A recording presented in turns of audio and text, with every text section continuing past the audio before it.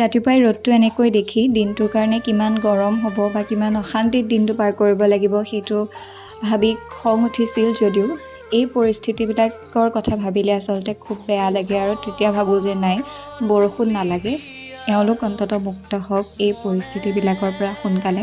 এনেকুৱা পৰিস্থিতিৰ সন্মুখীন নিজে আজিলৈকে হোৱা নাই বা ওচৰৰ পৰা দেখা নাই, গতিকে আমি তেওঁলোকৰ দুখ কষ্টখিনি বুজি নাপাম বা অনুভৱ কৰিব নোৱাৰিম আৰু তেওঁলোকে যি হেৰুৱাইছে এই প্ৰাকৃতিক দুৰ্যোগত সেইখিনিৰ ক্ষতিপূৰণো আমি দিব নোৱাৰিম। কিন্তু মোৰ আগৰ ভিডিঅ'কেইটাত আপোনালোকে দেখা পাইছিলে যে আমি গোটেই মানুহখিনি ৱৰ্কশ্বপতে ব্যস্ত হৈ আছিলোঁ যোৱা কেইবাটাও দিন।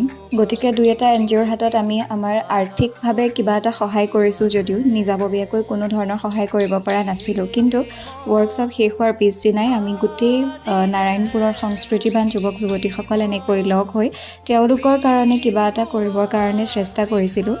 কিছুমান বস্তু দেখুৱাৰ পক্ষপাতি যদিও বা মই নহয়, তথাপিও কিছুমান বস্তু নেদেখালেও আপোনালোকে খুব ব্ৰুটেলি কৰে আৰু দেখুৱালেও হয়তো কিছুমানৰ আপত্তি থাকিব পাৰে। গতিকে ভিডিঅ' কৰি দেখুৱাৰ কাৰণে আপোনালোকে কোনেও ভুল নুবুজিব। ৰাতি প্ৰায় 1:30 মান বজালৈকে আমাৰ গোটেই বস্তুখিনি পেকিং কৰা হৈছিলে টিম মেম্বাৰ্ছখিনিৰ সহায়তে। সেই সময়ত মই যদিও বা নাছিলোঁ দিনৰ সময়ছোৱাত, কিন্তু তেওঁলোকৰ লগতেই আছিলোঁ।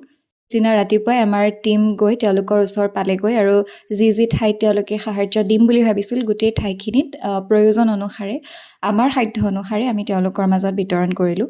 ভগৱানৰ ওচৰত প্ৰাৰ্থনা সদায় কৰি আছোঁ আপোনালোক সোনকালে এই বিপদৰ পৰা মুক্ত হওক, আপোনালোক সকলো ভালে থাকক, সকলোৱে স্বাস্থ্যৰ যত্ন ল'ব।